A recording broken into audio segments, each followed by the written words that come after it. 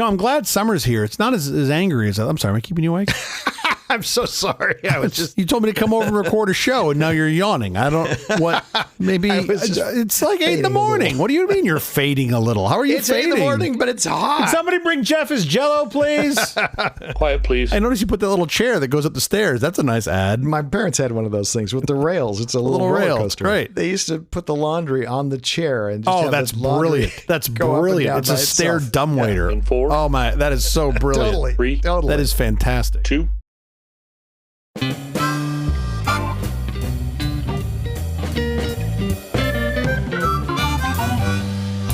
Apple Company presents a truly terrible podcast. Welcome to Nonsense, Season 3, Episode 35. No.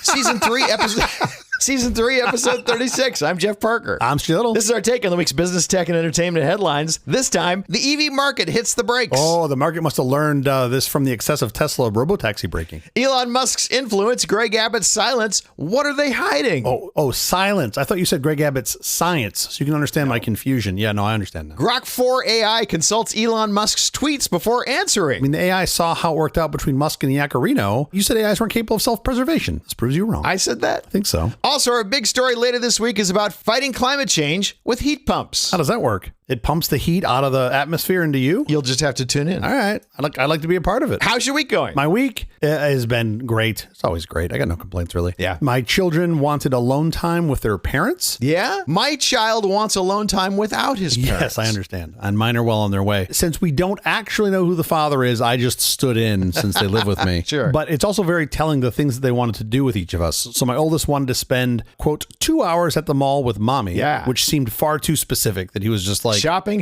He wants everything. He had an actual time allotment. And then with me, he wanted to record a short YouTube video of him building a house with, quote, advanced security features in Minecraft. Oh, that's fun. And he wanted to narrate it. And I was like, well, I can't say no. So I set everything up for him. Sure. And then he proceeded to generate an hour of content that, while I'm not saying it's the most riveting, I mean, it's an hour. Sure. Like, what are you going to do? And then after that, he just wanted to watch Modern Marvels with me, which I just can't. How can you not love that? That's so awesome. It's so incredible. I want to see the Minecraft video. We're going to get it posted. Okay. It's going to be an hour long. I expect the drop off to be significant. Actually, hearing him narrate it was the cutest thing ever. So we'll put it together. I'm sure. My little one wanted to, quote, help me with home projects. Okay. And then decided midway through that he wanted to try out my new Nintendo Switch for the first time. Oh, that's more fun. Sure. I have two, very helpful little nerds. Yeah. And then the little one, I was like, okay, well, what do you want to do with mommy? And he said, I want to go to the mall. So they've clearly figured out our personas. Me is in front of a screen. We're doing some home repair, and mom likes to go to the mall. What does mom do at the mall that's so fun? Well, I mean, she provides them with all of the sustenance of things, like everything that they have. And like, if my wife wasn't here doing what she does, my children would have like moccasins from when they were born. Like I would have never bought them new shoes. Sure. Not because I don't want them to have new shoes. It's just not a part of my brain that kicks in. And I go, oh yeah, the kids need shoes of a size and a color. Like I just don't think about the Sure. So it's like, it's all that stuff. It's all the stuff that and then they each came home with various candies, which I thought was really cute. She gave in and gave them a little bit of. That's what I was sweets. wondering. Does she buy them treats from Dylan's Candy Bar? Does she, take them to the food court? What does she do? They are adamant about visiting the vending machine. Oh. You know which one? Okay, no. The Sprinkles vending machine, because they love watching little conveyor belts. Oh, sure. And I'm like, I don't know. The sign says these were made yesterday, but I don't know. Like, really? Sure. Yeah, nothing like a $7 cupcake. I told Charles when he was coming up with the Sprinkles ATM machine that he really should call it the AT-Yum. The AT-Yum, totally. Yeah. It'd be great. Also, trademarkable. And he didn't do it. All right. Well, Charles, get on it. No interest. How about you? How was your week? It was good. We had the All-Star game tonight. I'm very excited about that. We also had a fire at Runyon Canyon, the park that I would like to hike. Yeah. And it was arson. And the cool thing was that hikers who were there in the moment, detained the guy until the police came. That was pretty awesome. Which was beautiful. And you see the guy being let off in handcuffs. And, I mean, it was a lot of fire trucks, and they were dropping water aerially. They knocked it down. Half acre, an acre or something. I mean, fortunately, there was no wind, but yeah, pretty nuts. They knocked it down quick. How crazy that he lit this area on fire, but even better that people saw him do it. I mean, you see a lot of these where like ignition sources unknown, especially when we had the fires earlier in the year. Man, you just need a couple firebugs running around and it gets real bad real fast. Sure, I mean, remember there was that one during the Palisades fire crept up around Getty. I think they called it the Getty fire. They called it the Sepulveda fire. Yeah. Pretty sure that was arson. Like it just where it started on the side of the road. There was no other ignition source there. There was no power line. And that was pretty nuts. I love the fact that there were a bunch of people right around who could call the fire department right away, say this fire is right exactly at this location. Sure. And it's Martin right here. We've got him. He started it. I've got the whole thing on video. Yeah. Shoppers spent a record $24.1 billion during Prime Day. Wow. Which is now 4 days long. It's no longer 1 day. How many things did you buy during Prime Day? Roughly. A lot. Really? Yeah. More than 20. Oh, probably, yeah. Wow. Good for you. But everything was, on pretty good sale. And I actually know when it's, I camel this stuff. I know when it's actually a sale. Nice camel plug. Thank you. I bought, this is not the first time I've done this during one of their little Prime sales. I bought exactly 0 things. Lucky you. Just nothing. I was just like, there's nothing here nothing. Yeah. Like, I mean, I had those in my cart that I just buy, saw blades, reciprocating saw blades, but it wasn't a Prime deal. Why would those ever go on sale?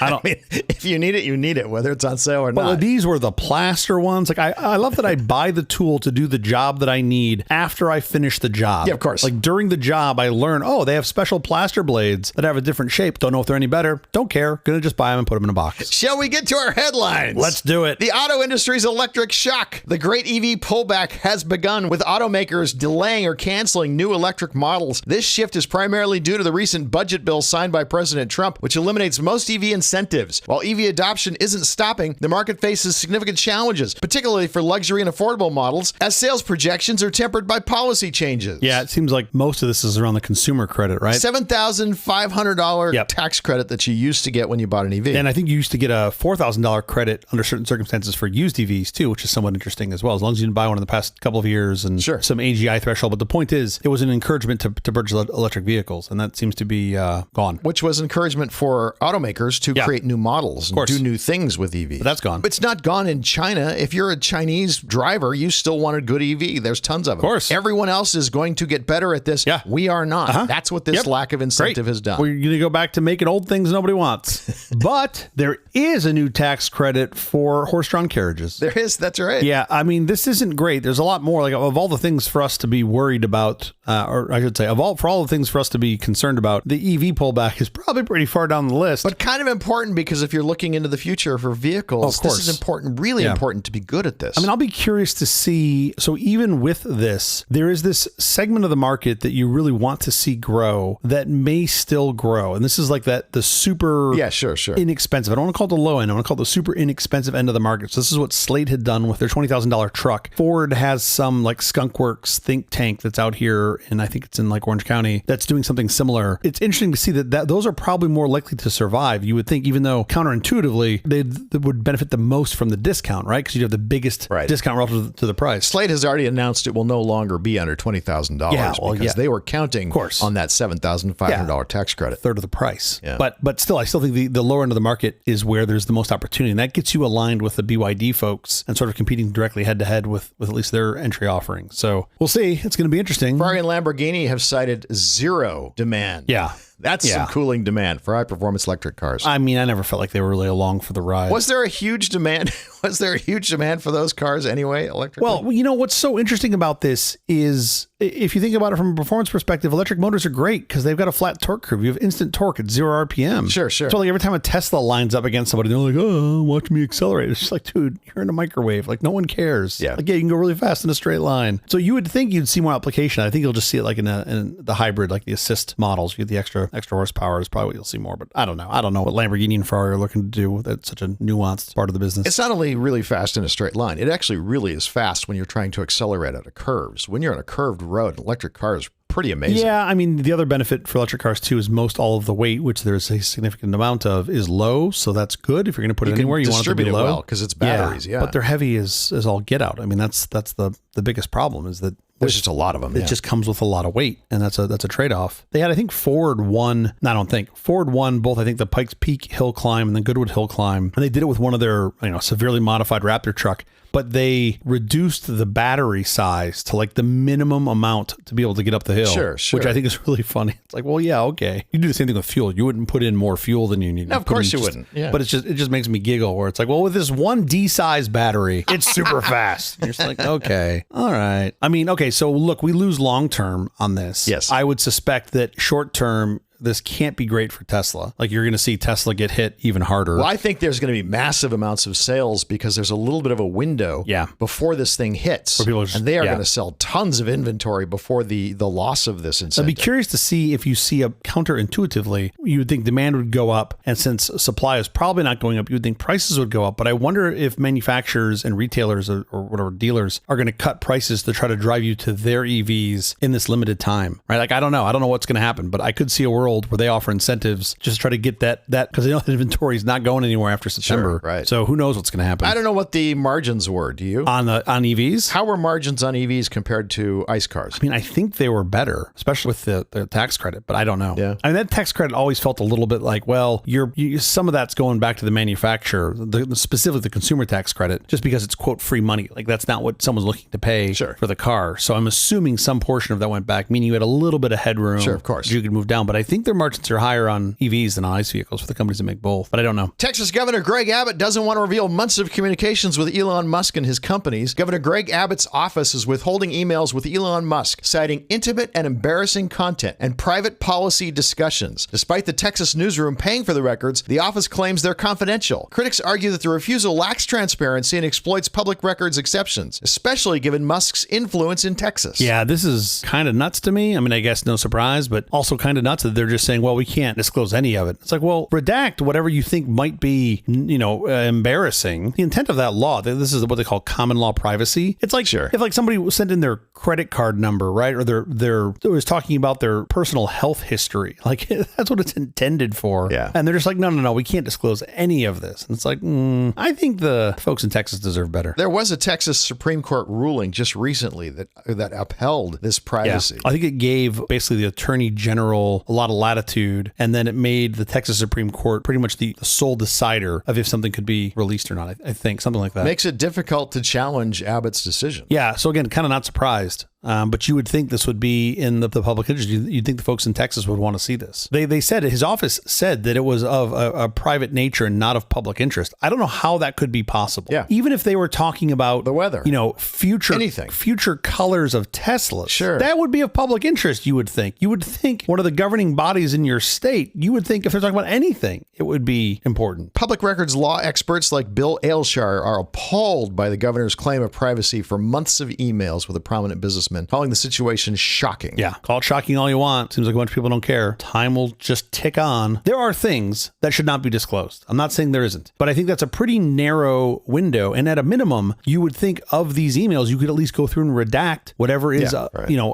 of concern, and not in such a way that you release now a bunch of emails that are all just redacted. But like, what are the things that are redactable? At least do that. There should be some sort of officials who do the redaction, who actually decide this is what a valid use of this rule. Tesla had said, well, we have disclosed some things that are of, like commercial secrecy. And it was like, okay, well, you're idiots then. You probably shouldn't have sent that to a public official. SpaceX said that, yeah. Was it SpaceX? So one of them. But like, that's probably not a great idea. Like, I'm not sure you should get a pass for that. Also, what business secret could they have possibly passed on to Greg Abbott that Greg Abbott could understand? I mean, with regard to rocket science. Size of contracts, number of contracts, approach they're taking to try to win over contracts. I could see maybe something in there. How's any of that proprietary information? That's all stuff everybody understands. You would think. I don't know. Maybe they think they're doing something special. I don't know. But the point is, you shouldn't have done it. What's in the email is it saying, we're going to test this stuff without permission. We're not going to clean up after ourselves. Totally. Hey, what city do you want us to blow up our next test over? Exactly. Who do you like the least? Who didn't vote your way? Exactly. We'll just go blow up over there. Oh, man. But to be fair, now look, you brought me full circle on this now, Jeff. That would be intimate and embarrassing, right? Like if of course it would. If he was like, well,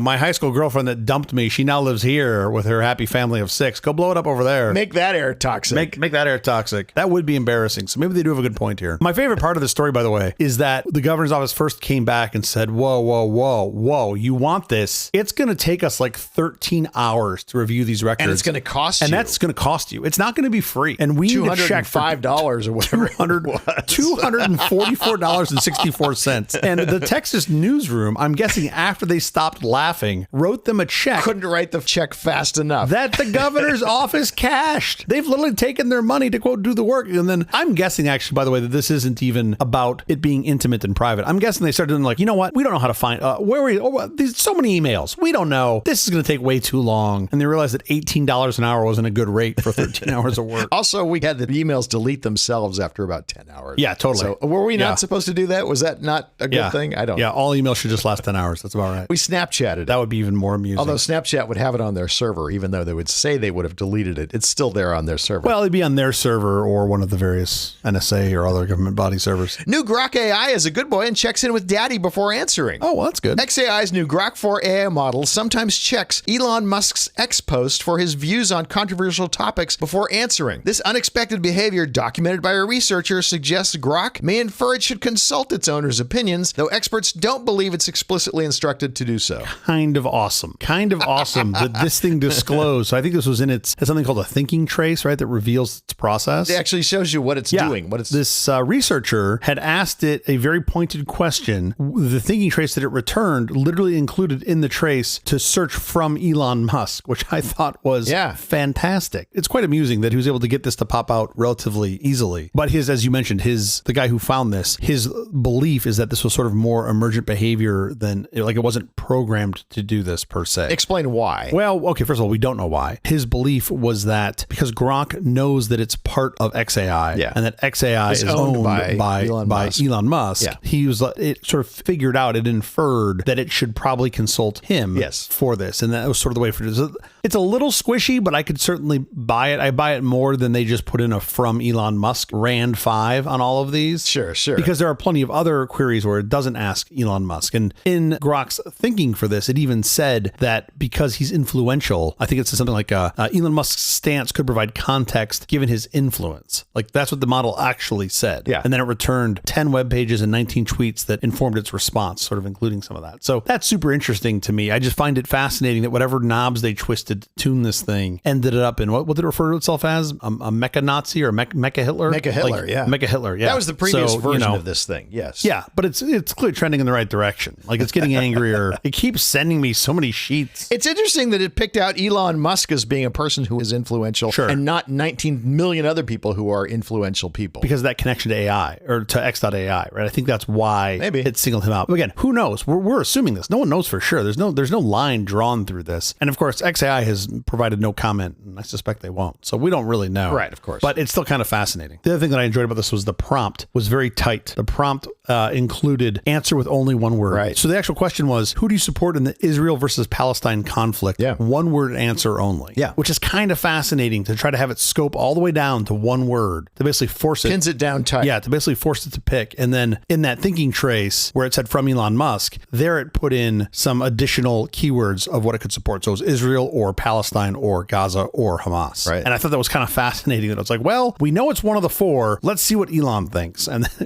like that was basically its rationale. It's really somewhat fascinating to see how this works. There's a prompt in the system that literally says not to shy away from making claims that are politically incorrect as long as they're well substantiated. I'm so woke I only talk in numbers now. Because how can you piss somebody off with that? Well, and yet you manage. Actually, think about how much you could piss people off. Just walk around and be like, yeah, I'm approximating that circle 3.2. Like, that would piss off some people. Piss me off. Well, that would piss you off, right? Like, if you want to go with numbers and piss people off, that's one way to do it. You'd be a hero in Indiana. Oh, yeah. Oh, man, they'd have a statue made for me, right? Just a statue of me eating pork rinds just somewhere in the middle. Something. Yeah, 100%. This I want to see. That'd be a lot of brass. I don't know what their brass reserves are like there. Or bronze? What do they make those out of? Bronze. I don't know. Bronze. Your wearables will know before you do if you're pregnant, have diabetes, or are nursing an infection or injury. Apple-backed research shows AI analyzing wearables data like heart rate, sleep, activity can predict pregnancy with 92% accuracy, even before a traditional test. The study, not yet peer-reviewed, also showed promise for detecting other conditions like diabetes. While Apple hasn't announced plans for this feature, it highlights the potential of AI in health monitoring, though data privacy concerns remain crucial. Super interesting. I don't think they get this totally. I mean, 92% accuracy on pregnancy is incredible. Not bad. I think I've been one of the 8% because my watch has been telling me now for 8 months that I'm pregnant. Yeah. And I'm like, I think you switch the fat wire with the pregnancy wire, but that's okay.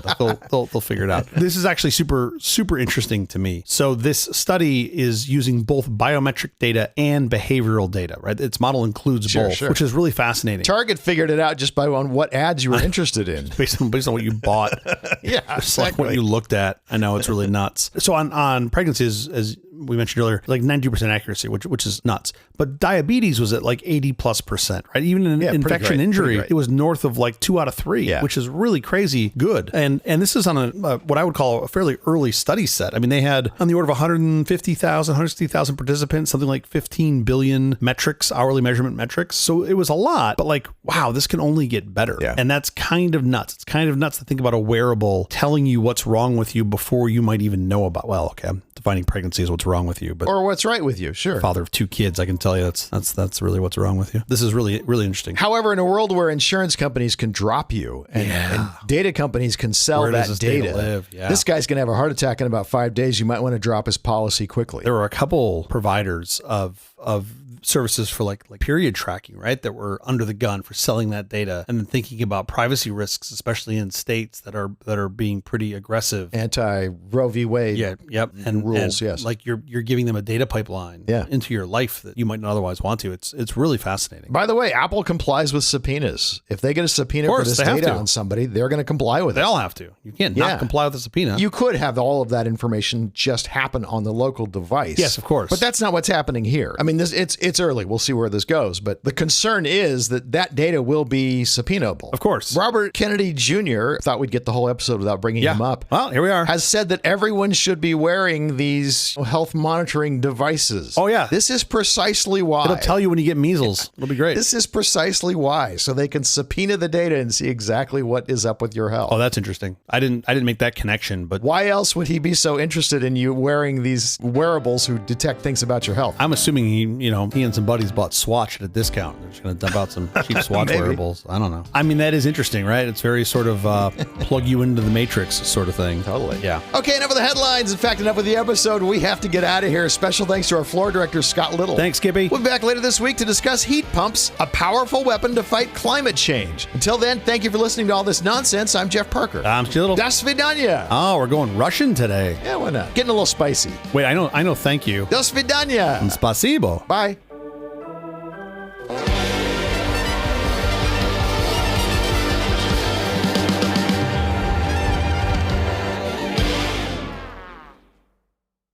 The folks at Hewlett-Packard prefer to think of the new HP OmniGo 120 as a personal organizer, Jeff, not as a PDA or personal digital assistant. Oh. Whatever. I just think it's neat. Sure. At first glance, it appears that the $820 device is sporting a backlit screen, but it's really a new holographic technology that uses available light to create a brighter display while conserving battery power. Interesting. This latest installment in HP's OmniGo handheld line also includes the first-time edition of Intuit's Pocket Quicken, personal finance software, and the new Clip-and-Go transfer utilities, which let users send data to a PC when used with the optional connectivity pack. It's a little extra charge. It's a little upsell. It's optional. Yeah. You want to connect it to anything? It's optional. Sure. The HP OmniGo 120 carries on some proud family traditions, including a 360-degree rotatable screen, pen and keyboard entry, password protection, an appointment, address, telephone book, spreadsheet, and calculator functions all included. Calculator functions I know. included. You can do math. No. In fact, no matter what you call it, the HP OmniGo 120 could turn out to be your best friend.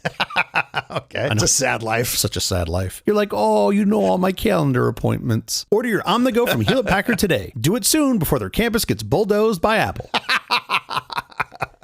That's hilarious. I mean, these were things, right? These were things. Yeah, sure. And I don't know about all of them. Man, I feel like I owned every single one of these. I owned a Scion. I owned an Apple Newton. You had a Newton? I owned a Palm Pilot. The one Yeah. I didn't own was the HP OmniGo. Because you clearly had enough friends. Sure. Give me, okay, you know this well. I didn't know you had a Newton. That's pretty cool. Absolutely. It was garbage. By the way, they were all garbage. Give me a rough year. Yeah. They were all garbage. That's kind of the point. They were all garbage. But they were so cool because you could have a little digital thing in your hand that kind of sort of did something. The input mechanisms were just terrible. Even like, was it the iPack that had like one of the first, like the sketchy things that was like and even it was terrible. I mean, it just was terrible. I struggled through with it for a while, and then I would move on to the next one thinking, oh, surely this one's better. Yeah. And surely it was not. And you just got grifted out another $400. Right. This thing was $400 at the time, right? So I'm saying about $820 now, which might help you a little bit. But my hunch is you're going to know the year on this pretty well. Well, it's mid-90s, obviously. I think I had my Palm Pilot, which was the first one that I got, probably in, I don't even know, 96. My guess is 96. 96 is about right. Yeah. I think this guy came out in 94 and was marketed hard in 95 and 96. Okay. But the part of this that I like the most is that there's an optional connectivity pack. If you wanted to connect to anything, you have to spend more money for software. You want this to be of any value. And you remember all the sync solutions were just terrible. Yeah. They were all terrible. And now this is the thing, like we pay extra money for it to not be connected. Like you pay extra money for offline mode. Anyway, the HP OmniGo 120, 94. This ad was in 96. So once again, you're solid in your 90s tech. Get yours today. I'm sure they're available. Hold on. There's no way they're still available. Oh, I love it when the ones that didn't sell are in a landfill somewhere. Love it when you're wrong. These can be had easily from eBay, used ones. $50 on eBay. Unless the OmniGo 100. Yeah, the OmniGo 120 is not obtainium. There you go. I'm wrong yet again. These are all OmniGo 100s. I was like, oh no, it's all on eBay. Of course he's wrong. These things, you are right. These are absolutely not available.